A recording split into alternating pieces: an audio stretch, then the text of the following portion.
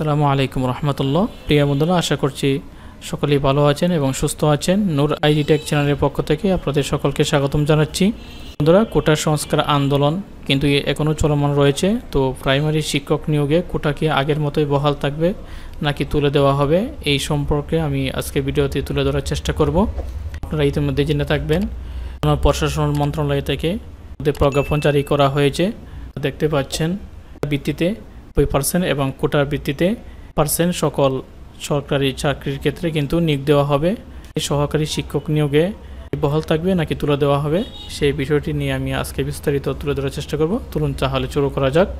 ও গণশিক্ষা মন্ত্রণালয়ের ফরিদ আহমদ বলেছেন, প্রাথমিক শিক্ষক নিয়োগের জন্য আলাদা একটা বিধিমালা আছে। সেটি প্রাথমিক শিক্ষক নিয়োগ বিধিমালা 2019 নামে পরিচিত। এটি প্রজ্ঞাপন নয়, বিধিমালা। আইনের পর বিধিমালা, বিধিমালার পর প্রজ্ঞাপনের পর অফিস আদেশ। বৃহস্পতিবার জুলাই গণমাধ্যমের সাথে আলাপকালে তিনি এই কথা বলেন। আরও বলেন, নিয়োগ বিধিমালাতে যেসব বিষয় আছে সেই বিষয়গুলোর সঙ্গে সরকার এখন যে চাকরির বিষয়ে প্রজ্ঞাপন দিয়েছে এটা আমাদের বিধিমালার সঙ্গে সাংঘর্ষিক না। এর বিধিমালাতে কোনো সামঞ্জস্যতা নেই।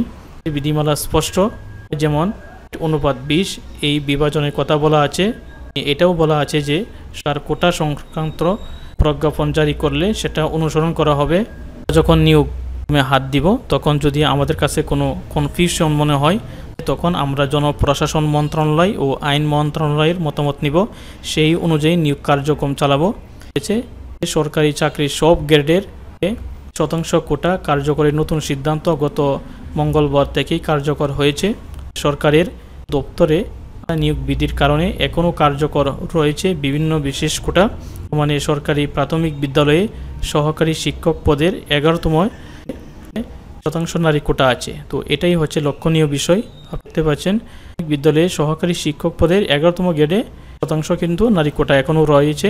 এভাবে বাংলাদেশ রেলওয়েতে 14তম থেকে 20তম গ্রেড পর্যন্ত 30% পুরুষ কোটা রয়েছে। বিভিন্ন সেক্টর ও কর্পোরেশনের নিয়োগ বিধি ভিন্ন ভিন্ন হওয়ায় সেখানে বিভিন্ন কোটা কার্যকর আছে। সর্বোচ্চ আদালতের রায় অনুসারে সরকারি চাকরির কোটার সংশোধন করে গত মঙ্গলবার জনপ্রশাসন মন্ত্রণালয়ের বিধি 1 শাখা থেকে প্রজ্ঞাপন জারি করা হয়েছে।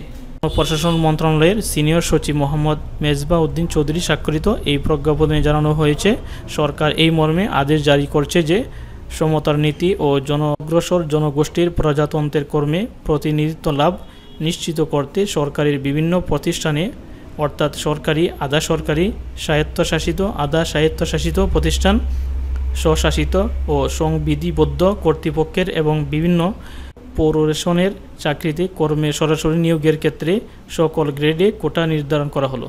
মেধাভিত্তিক 93%। এতে আরও বলা হয়, নির্ধারিত কোটায় যোগ্য প্রার্থী না পাওয়া গেলে বিশিষ্ট কোটার শূন্য পদে মেধা তালিকা থেকে পূরণ করা হবে।